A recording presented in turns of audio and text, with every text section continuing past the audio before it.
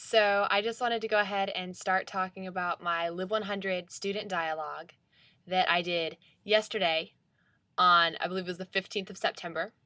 And I did the one concerning interracial dating. So, it was very interesting. I have to admit that when I first signed up, I was very hesitant. And I was like, oh my gosh, is this going to be one of those awkward experiences where you're just like, please get me out of here? Like, I can't believe I'm spending 2 hours doing this. But honestly, I was quite pleasantly surprised. And I will admit, when I first walked in, everyone was sitting in a circle, not really interacting with each other. So it started out awkward, but the people that led our discussion were really, really great. And it was two students. They were like juniors or seniors, I don't quite remember. But they started out just, we all introduced ourselves and gave our favorite Pop Tart flavor. So it was unique, and people started to kind of open up, and then we read a couple articles and discussed them. But the very first thing we did was we set down ground rules, which I think was a great idea because it's a very touchy topic when you get to interracial dating, especially being that we're in the South.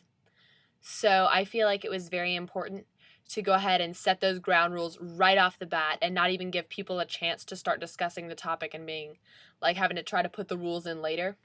And honestly, I do feel like my group achieved true dialogue throughout the whole event. We had people that really started opening up. And there was one boy in my group, his name was Hunter. He contributed a lot to the conversation, but he definitely started our group off on a really great foot because he admitted to our whole group, which is like 15, 17 people, that he had cerebral palsy. And so that was one of those moments when we were filling out a pie graph about the things that matter to us most when we think about our identity.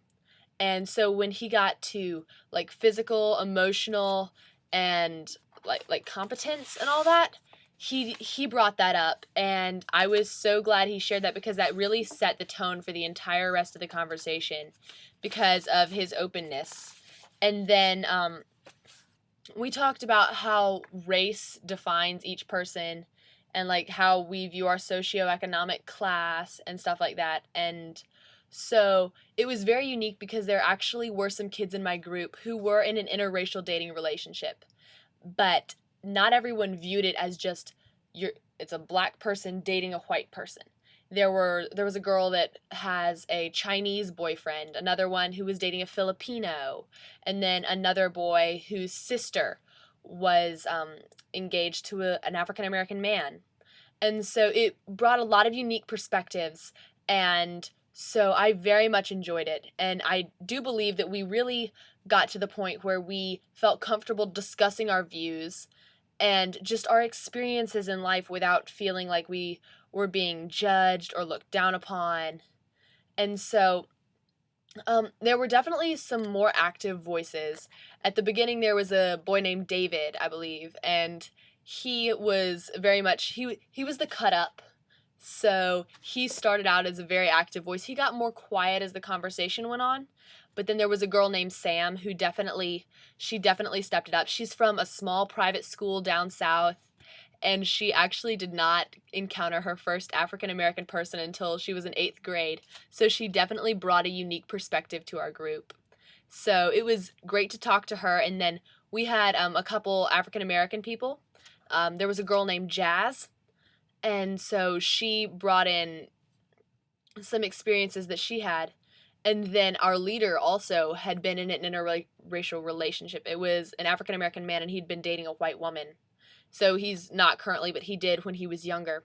So that was very unique. And then there was another boy, and his name escapes me, but he had he'd had a crush when he was younger. I guess that's the right word, on a girl, and it was very unique for him because his father actually had participated in Martin Luther King's some of his marches. So it showed that the whole interracial issue kind of goes both ways because his dad was like, "No, you can't do that. Like you have no idea what some of those people are like I'm doing this for your benefit, like don't fall for her. So that was very, very interesting. And there were definitely some more reserved voices. I don't think there were a ton of them. There was a girl named Dory, and she didn't really pipe in a lot, but I can't think of anybody that didn't say anything throughout the entire thing, throughout the entire event. So it was it was entertaining to just hear different people's observations and ideas and their thoughts on this really highly controversial matter. But it was great because we could discuss it in such a way that you let people put their ideas forward and it wasn't like, no, stop. Like you didn't immediately shut them down or cut them off, and it wasn't an argument, it wasn't a debate. It was a discussion and a dialogue. And the role, like for me, the role that I played in my group, I actually have no problem with interracial dating. I think it's absolutely fine. But I do come from a southern family, so I mean, my parents don't have a problem with it, but my grandparents would think that was crazy and just wonder what what I was doing. So, that's my perspective, but some of my best friends are African Americans, and then there was a couple of Latinos that I'm very, very close with. I've taken trips down to Mexico, Peru, Dominican Republic, so I've got some international friends that we're we're quite close. And so there's I mean, personally, I don't find it to be an issue. I mean, I'm from Atlanta, so seeing an interracial couple is not astoundingly frightening. Actually, one of the history teachers at my school throughout high school, he is African American and he's married to a white woman, and their kids are the cutest things I've ever seen. And they're happy. I've never gotten the opportunity to talk to him about the pressures that he faces, but you would not find two people more happily married. And I feel that the dialogue is a very, very important part of Lib 100 because it really, first off, it puts you in a group with people that you don't know. So I actually ended up knowing one of the girls because she was in my biology class, and then another girl because she's a nursing major like I am. So it was great to see them outside of the classroom, but that was it. Those were the only people that I knew. So I think that is the first and foremost important part of the Lib 100 dialogues because you don't really interact with a lot of these people, but I ended up going out to dinner with some of them afterwards. We grabbed a meal from Schlutter. So yeah, it was nice, and we continued our discussion because you a lot of times you make these surface level friendships just based off of like you like sports, oh so do I, like you drink coffee, so do I. But this would be friendship like based on a deeper idea, like we had this we had this dialogue, and you're like, wow, like I really respect their opinions on this, and I'd like to get to know them better because they have unique views that they might be similar or they might be different. And so I feel like this is a very, very important part, and I think it honestly should be continued throughout the rest of the classes.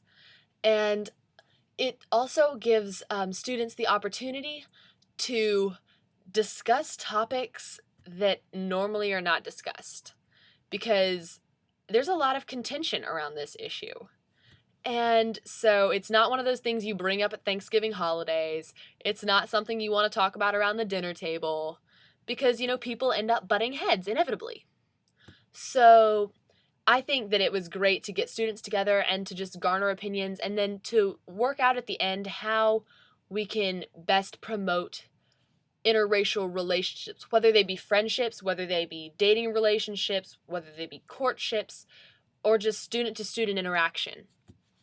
But I definitely see dialogue as a useful tool throughout my Clemson experience because it gives you that edge that you need, and it also helps you be open-minded and listening to other people's opinions without feeling like you need to jump in and jump down their throats basically. So instead you get to discuss with them how you feel about a certain issue, and then they can respect that issue. If they have disagreements, they can voice them as questions, but they don't really butt in and be like, no, you're wrong. And so you get to hear what other people have to say about an issue that is very pertinent to daily life. And so I think that it truly is a wonderful idea.